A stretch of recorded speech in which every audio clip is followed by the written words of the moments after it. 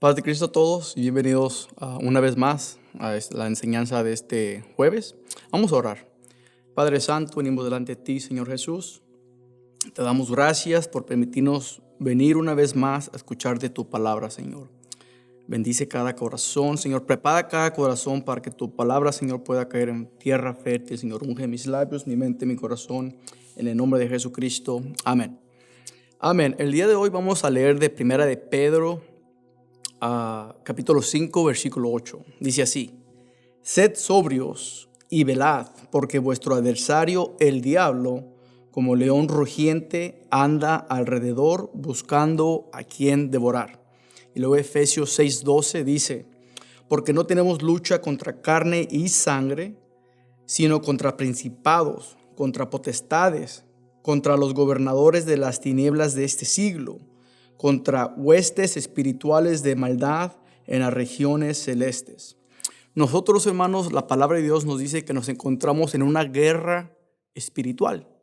Estamos en una guerra espiritual. Y una de las leyes número uno de una guerra, cuando los Estados Unidos van a una guerra o cualquier persona, cualquier estado va a una guerra, una de las leyes principales es que se debe de conocer al enemigo. Se debe de conocer cómo trabaja, qué artimañas usa, cómo pelean, cuáles son, ¿verdad? Las formas, las tácticas que ellos usan. Entonces nosotros, hermanos, estamos en una guerra espiritual y debemos de conocer al enemigo. Porque si no lo conocemos, entonces él va a tener una ventaja contra nosotros. Entonces el enemigo, nuestro adversario, usa varias tácticas para atacarnos, pero vamos a ver tres de las principales que él usa en esta noche. Tres artimañas que él usa para atacarnos, para engañarnos y para confundirnos. El enemigo, ¿verdad? Satanás, el diablo o el chamuco, como usted le quiera decir, usa estas tres tácticas para atacar al enemigo. Número uno, él es un imitador. Número dos, él es un tentador. Y número tres, él es un acusador. Entonces el enemigo es un imitador, un tentador y él es el acusador. Número uno, ¿verdad? El enemigo imita, él es un imitador. El enemigo siempre ha imitado a Dios desde el principio. En el libro de Mateo, capítulo 13, versículos 24 y 25, dice, ¿verdad?, que Dios, ¿verdad?, siembra la semilla y el enemigo siembra la cizaña. La cizaña es una imitación de la semilla. En Mateo capítulo 13, versículo 38, dice, ¿verdad?, que Dios tiene a sus hijos. Pero en el versículo 38 dice que el campo es el mundo, la buena semilla son los hijos del reino y la cizaña son los hijos del mundo o del diablo. Entonces Dios tiene sus hijos, Satanás tiene sus hijos. En Gálatas 1, 6 y 7, Dios tiene su evangelio, pero ahí me dice que el enemigo también tiene su evangelio. ¿Por qué? Porque él imita, él es un imitador. Dice la palabra de Dios que Dios, ¿verdad?, tiene sus apóstoles. Pero en 2 Corintios 11:13 dice que el enemigo, ¿verdad?, tiene sus falsos apóstoles, sus obreros fraudulentes. Entonces, Cristo tiene sus apóstoles, el enemigo tiene sus apóstoles. En Apocalipsis 7:3 me dice, ¿verdad?, que Dios, el ángel de Dios va a sellar a sus siervos, ¿verdad?, en la frente. Y luego en Apocalipsis 13:16 dice que el enemigo va a sellar a sus siervos en la frente con la marca de la bestia.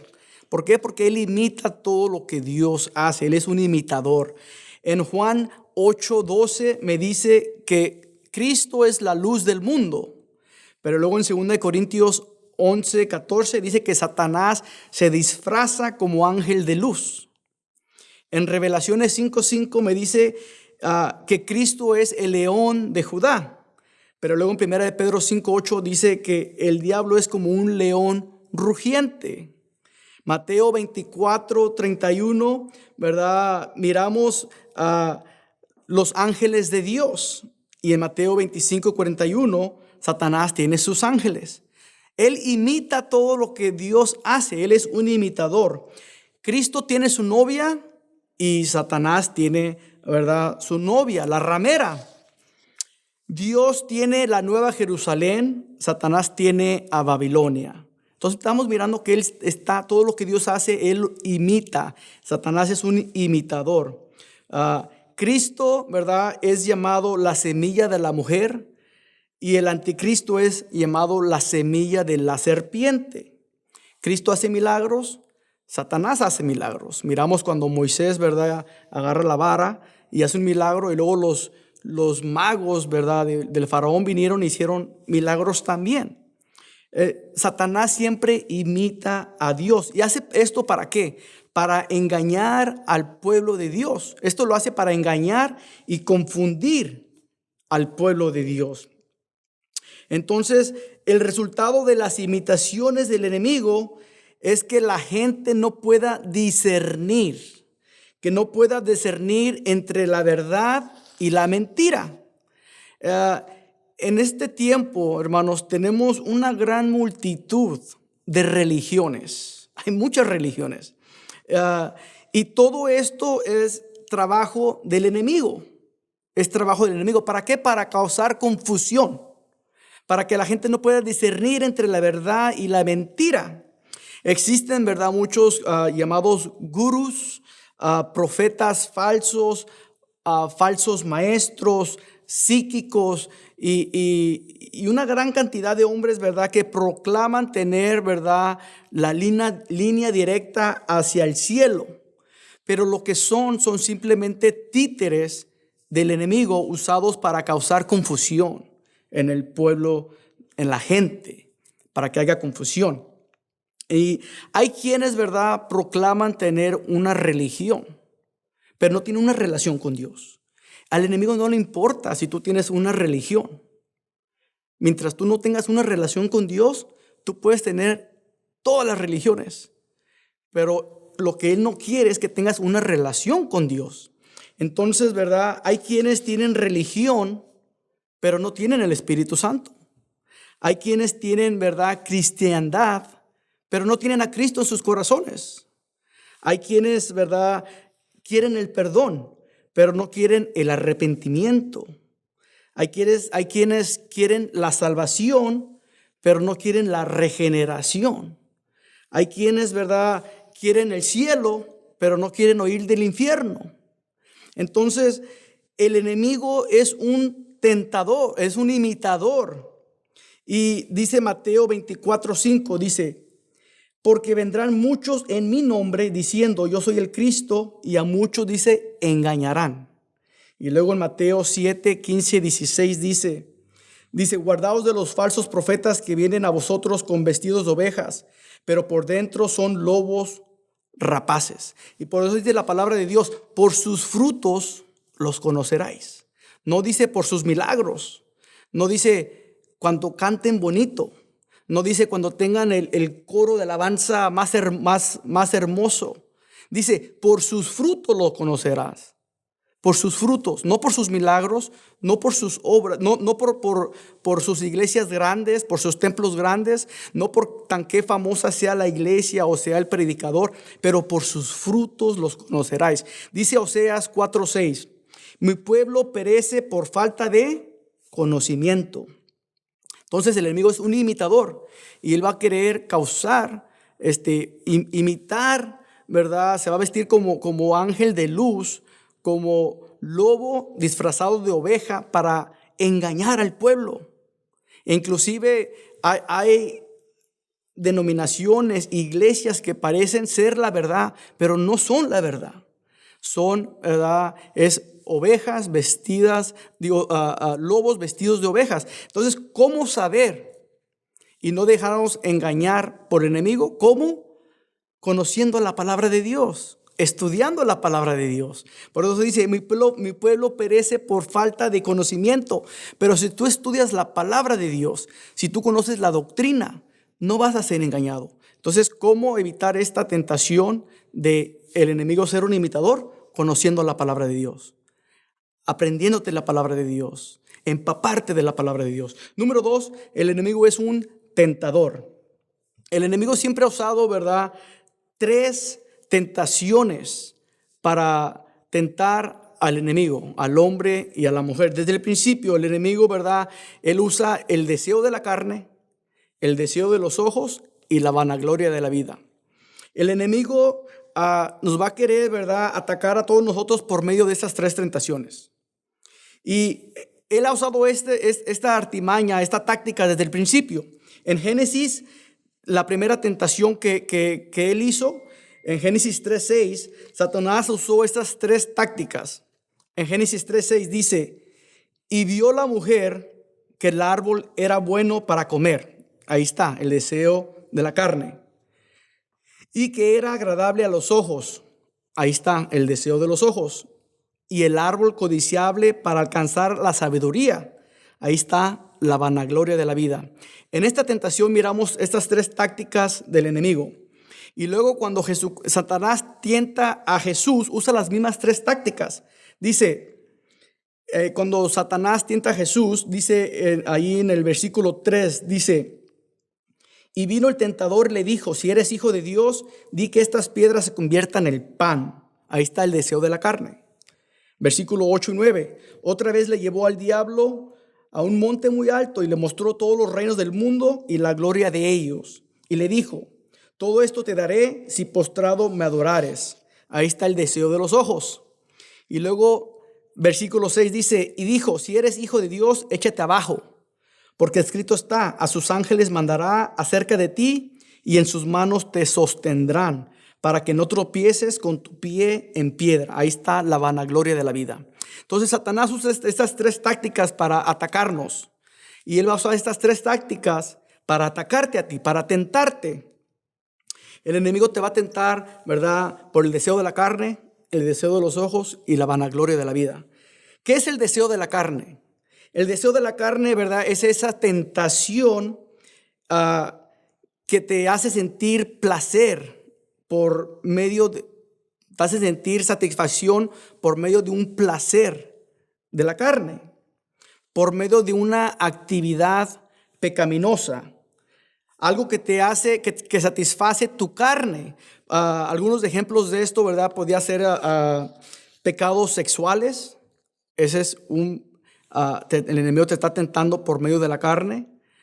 Chismes, violencia física, drogas, alcohol y etcétera. Este es el deseo de la carne y el enemigo va a usar esto para tentarte. Ahora, ¿qué es el deseo de los ojos? El deseo de los ojos es todo aquello, ¿verdad?, que el enemigo te tienta que tú mires, ya sea por internet o por tu teléfono o un magazine, algo que no es agradable a Dios, pero que el enemigo te tienta por medio de los ojos. Entonces, todo aquello que no es agradable a Dios, que tus ojos deseen, ese es el deseo de los ojos. Y luego la vanagloria de la vida. ¿Qué es la vanagloria de la vida? La vanagloria de la vida es una tentación que el enemigo te hace quererte hacer sentir más grande que los demás, más fuerte que los demás, más inteligente que los demás, más alto que los demás. Entonces el enemigo, ¿verdad?, te quiere entrar por medio de tu orgullo y quiere que tú eres mejor que ellos, tú te vistes mejor que ellos, o tú tienes mejor educación que ellos, o simplemente, ¿verdad?, a querer recibir el crédito por algo que alguien más hizo, o querer que cada que hacemos algo en la iglesia, que queremos que el pastor nos nombre, el hermano fulano de tal hizo esto y vamos a dar un aplauso, o siempre querer que se nos alabe, que se nos mencione, que se nos exalte, que se mencione nuestro nombre. Todo esto es vanagloria de la vida. Querer ser famoso, querer ser conocido, reconocido. Todo esto es, ¿verdad?, la vanagloria de la vida, o el querer tener posiciones altas. Yo quiero, ¿verdad?, ser ministro, quiero ser pastor, quiero ser obispo, o querer, ¿verdad?, pero no lo queremos hacer para placer a Dios, sino que lo queremos hacer para tener un renombre. Todo esto es la vanagloria de la vida. Y todo esto, ¿verdad?, es como el enemigo te va a tentar. Te va a tentar por estas tres tentaciones: el deseo de los ojos, deseo de la carne y la vanagloria de la vida. ¿Y cómo podemos vencer estas tres tentaciones? Es muy fácil. Dice la palabra de Dios que Cristo se encontraba orando y ayunando. Entonces tenemos que estar orando y ayunando. Y lo más importante, Cristo, cada que el enemigo lo atacó y lo tentó a Jesucristo, Jesucristo le dijo: escrito está. En otras palabras, Cristo usó la palabra de Dios. Entonces, ¿cómo vamos a vencer al enemigo? Con la palabra de Dios. Escribir la palabra de Dios, memorizar la palabra de Dios, para que cuando el enemigo venga, nosotros podamos recitar la palabra de Dios, meditar en la palabra de Dios. Entonces, la palabra de Dios, el ayuno y la oración. Así es como Jesucristo venció al enemigo. Él se encontraba ayunando y orando y usó la palabra de Dios. Entonces, el enemigo, ¿verdad?, te va a querer tentar. Ahora, la última cosa que el enemigo va a querer hacer es, él va a querer acusarte. Dice la palabra de Dios en Apocalipsis 12:10: porque ha sido lanzado fuera el acusador de nuestros hermanos, el que nos acusa delante de nuestro Dios día y noche. Satanás te va a querer, cuando viene y no te puede confundir por medio de las imitaciones, entonces él te va a querer tentar. Y cuando no te puede tentar, porque tú estás orando y ayunando lleno de la palabra de Dios, entonces él te va a querer acusar. Y él te va a querer recordar de tu pasado. Y te va a querer hacer sentir como que tú no eres digno. Pero ¿cómo es que tú alabas a Dios si tú eras esto? ¿O cómo eres que tú alzas tus manos para alabar a Dios si te acabas de pelear con tu esposa? ¿O cómo es, verdad, y te empieza a acusar? Te empieza a hacer sentir indigno. Te empieza a hacer sentir como que tú no eres digno de alabar a Dios. Y dice Juan, 1 de Juan 2, 1 al 2, dice: pero si alguno peca, dice, tenemos ante el Padre un intercesor, a Jesucristo el justo. Él es el sacrificio por el perdón de nuestros pecados, y no solo por nuestros, sino por los de todo el mundo. Cristo es nuestro intercesor. Cristo ya pagó el precio por tus pecados. Cuando el enemigo te quiera hacer sentir que tú eres injusto, dile: tienes toda la razón, soy injusto, pero no estoy aquí por mi justicia, pero estoy aquí por su justicia, porque Él ha imputado su justicia sobre mí. Él me ha lavado con su sangre poderosa, y no estoy aquí por mi inteligencia, por mis obras o por mi dinero, pero estoy aquí por gracia, por su bendita gracia. Porque Él pagó el precio por mí. Y no soy justo, y por eso le doy la honra y la gloria de Dios, de que yo no estoy aquí porque soy justo, pero estoy aquí por gracia y por fe. Entonces, cuando el enemigo te recuerde de tu pasado, muy fácil, recuérdale de su futuro. El enemigo está, ¿verdad?, el destino final del enemigo es ser sentenciado por la eternidad en un infierno. Entonces, cuando el enemigo quiera venir a atacarte por el medio de la imitación, por medio, ¿verdad?, de la tentación y por medio de la acusación, agárrate de la palabra de Dios. Y la palabra de Dios dice, ¿verdad?, que aunque tú falles, dice, si tú confiesas tu pecado, Él es fiel y verdadero para perdonarnos. Entonces, no vamos a ser perfectos, vamos a tropezar, vamos a caer, pero cuando te tropieces, levántate. Pedro falló, pero Cristo estuvo allí con su misericordia y lo levantó. Y le dijo: Pedro, tú me negaste 3 veces. Dice: pero yo te escogí a ti. Tú eres mi discípulo. Y lo mandó. Vete, ándale. Yo sé que la fallaste, pero no importa. Yo ya pagué el precio por ti. Yo ya morí por ti. Entonces, no hay que permitir que el enemigo venga a tentarnos, ¿verdad?, o que nos venga a confundir por medio de la imitación. Cuando venga a tentarnos, hay que estar llenos, ¿verdad?, de ayuno, de oración y de la palabra de Dios. Y cuando nos venga a acusar, hay que usar la palabra de Dios y hay que decirle: Cristo es la sangre que me perdona, que me ha limpiado, que me purifica. Y no hay ningún perfecto, el único perfecto es Cristo. Así es que, hermanos, hay que conocer a nuestro enemigo, porque si conoces a tu enemigo, no va a ser fácil que él te tiente, no va a ser fácil que él te acuse, no va a ser fácil que él te engañe, pero hay que conocer la palabra de Dios. Vamos a orar. Padre Santo, te damos gracias por tu palabra, Señor. Te damos gracias por tu palabra hermosa, Señor, que me hace saber, Señor, quién soy yo en ti, Jesús. Y yo estoy aquí, Señor, por tu gracia y por tu misericordia. Aunque el enemigo venga a quererme hacer sentir menos, Señor, yo sé, Jesús, que tú, Señor, me amas y que tú has muerto por mí y por cada uno de los que me está viendo, Señor Jesucristo. Y tú me das el poder por medio de tu palabra, por medio del Espíritu Santo, para vencer la tentación. Y tu palabra, Señor, me abre mis ojos, Señor, para que yo no sea engañado, Señor, por medio de las imitaciones de Satanás, Señor. Gracias por tu hermosa palabra, Señor. Te damos toda la honra y la gloria. Amén.